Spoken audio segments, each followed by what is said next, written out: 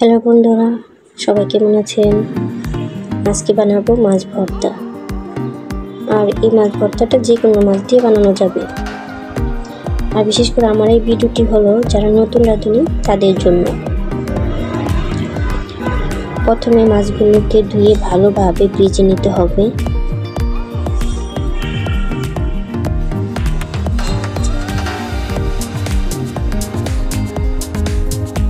ভালোভাবে ভাজা শেষ হয়ে গেলে নামিয়ে নিতে হবে। এরপর পেঁয়াজ, কাঁচামরিচ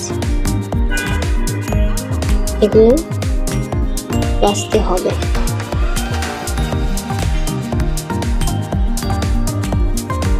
পেঁয়াজ কাঁচামরিচগুলো কিছুক্ষণ ভেজে নিতে হবে।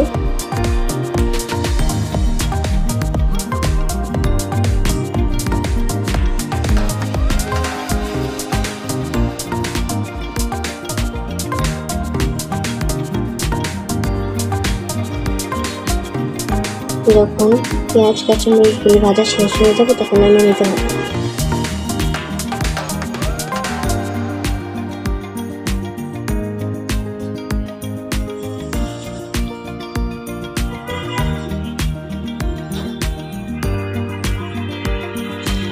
আর যারা বেশি ঝাল খেতে পছন্দ করেন তারা কয়েকটি শুকনো মরিচ দিতে পারে। আমি একটু ঝাল খেতে পছন্দ করি, তাই কয়েকটি শুকনো মরিচ দিই।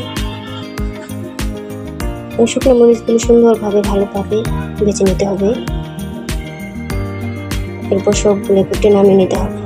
নামানো হয়ে গেলে কাঁচা মরিচ, শুকনো মরিচগুলো আর একটু লবণ দিয়ে এগুলো হাতে কষলিয়ে নিতে হবে। আর মরিচগুলো ভালোভাবে কষলিয়ে নিতে হবে।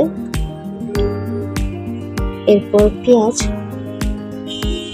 আর মরিচ কষলিয়ে নিতে হবে।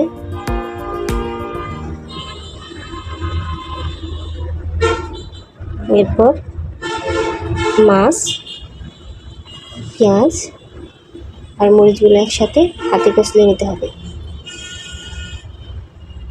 আর এভাবে হয়ে গেল মাছ ভর্তার রেসিপি।